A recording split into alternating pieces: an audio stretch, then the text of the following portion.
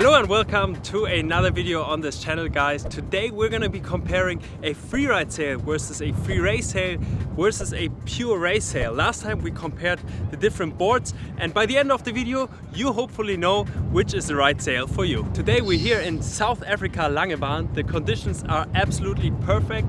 Flat water, 20 knots. We're here for the Prien and JP photo shoot. Thanks to Prien for letting me use the sails behind me, the Speedster V8 and RS Racing Evo. And yeah, I would say we get right to it. The board I'm going to be using today is a JP Super Sport 111, and I'm going to use this board on all the sails to make the test as comparable and accurate as possible.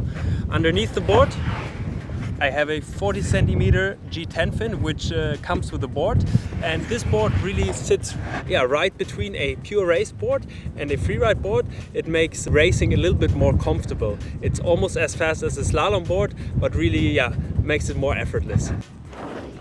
We're gonna start with the Speedster. The Speedster is the Freeride Sail.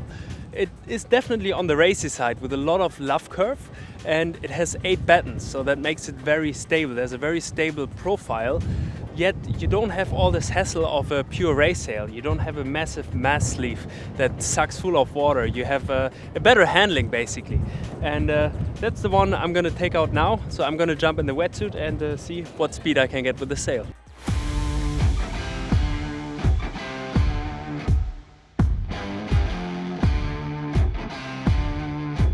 Let's see what the Speedster has to offer.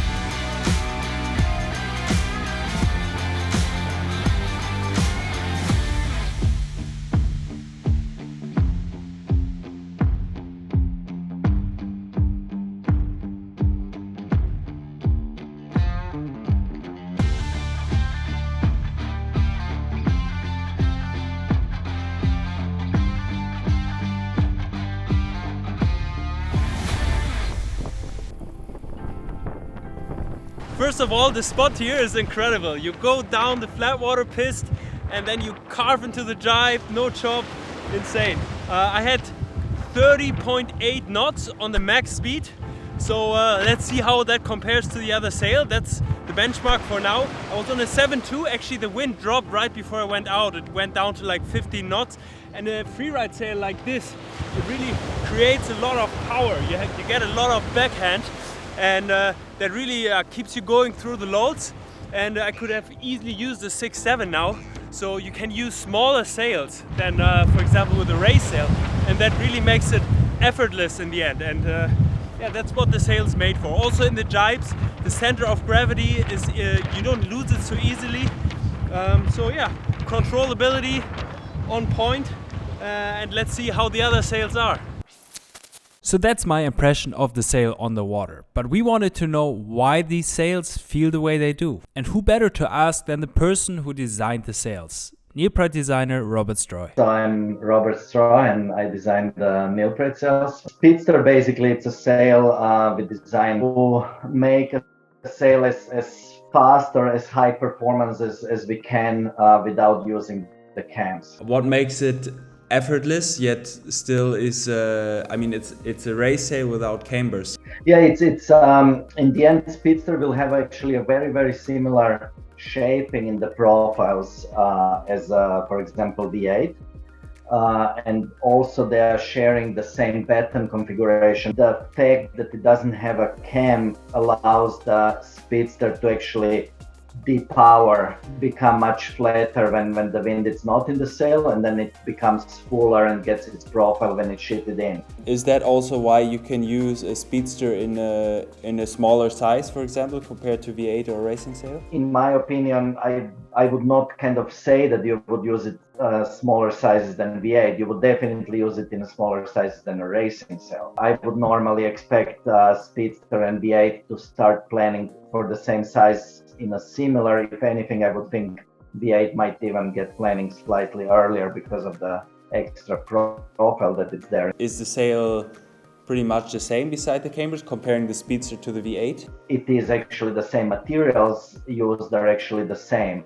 Then where the differences start, I adjust the sleeve width and the laugh curve to suit, with the cambers you have to adjust a little bit the laugh curve to regulate the pressure, where on the non-cam sail. So those are small differences, like you said, like it's the same concept, just work around cams and no cams, yeah. Okay, just quickly guys, if you do enjoy and learn from these kind of guides, tutorials and videos on this channel, then please consider becoming a supporter. I'll link it down below. For the supporters, there are certain PDF guides which you don't get in the free supporter version, let's say, and there are also giveaways for members specifically. Every month there's a giveaway and you help us make these videos and PDF guides possible.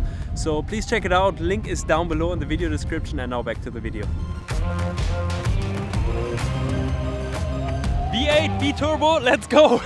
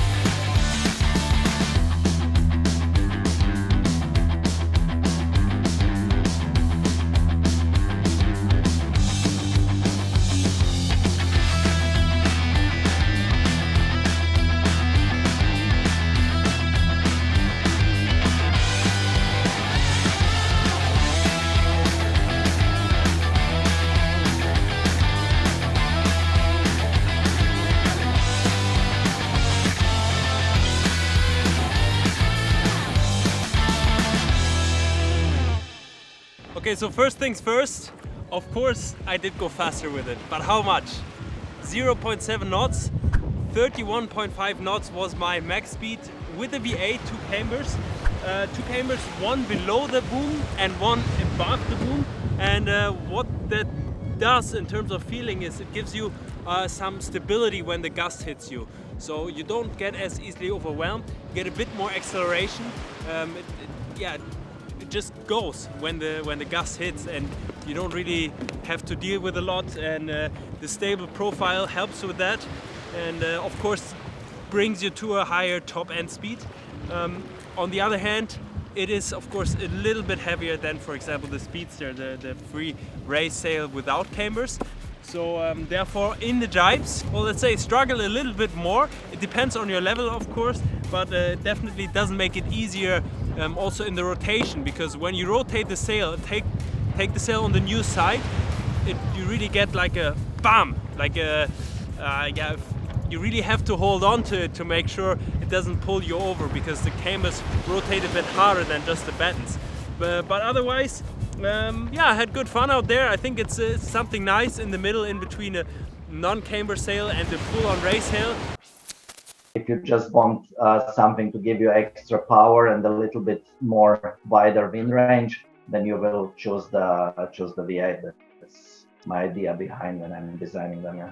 So the cambers, they are like, you have one below the boom and one on top of the boom. What's the?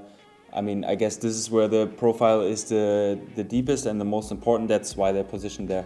Exactly. Yeah. It's the deepest area of the deepest profile. Plus, it's the two longest patterns. So, yeah. We would want to kind of reduce the number of cams we are using to keep the weight down and to keep the rotation soft. So this is the reason, like for example, why you don't put it onto the foot batten, because the foot batten is the one that gives you fuller profile in the bottom, which is nice, but it also really influences the rotation in a negative way. So it's something that you put into the racing sails, but you don't want to have it on a V8. I guess the bigger step is coming from the V8 to the RS Racing Evo.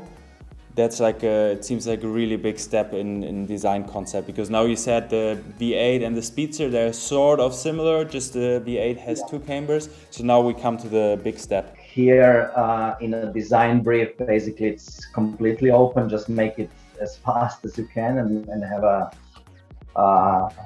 as big wind range as you can. I mean, first thing, it's you can see the love sleeve. It's, I don't know, like 5-6 times wider or something. So it's something that's not acceptable for normal riders, because the water starts everything. Taking the sail out of the water, it's everything. It's really compromised, but it's all designed to get the maximum performance. So it's a totally different kind of philosophy. It's not designed around the cost at all. So I mean, it has pure carbon battens, and just to give you the idea, that the cost of one carbon tube, it's about 5. You get 5 normal fiberglass tubes for it. The whole upper body, it's 25% thinner, which we don't want to do on the V8 and Speedster, because it makes it much more fragile. But the people that are after performance, they kind of really look after the sails, you know. And then same thing with the carbon tubes, you know, they are not only expensive, but they break easier. So there are all these kind of things that you kind of risk and sacrifice to get the maximum performance. What many people don't know, the RS and RS Racing actually stands for the sail designer Robert Stroy, and we'll see what Robert Stroy delivered in this sail.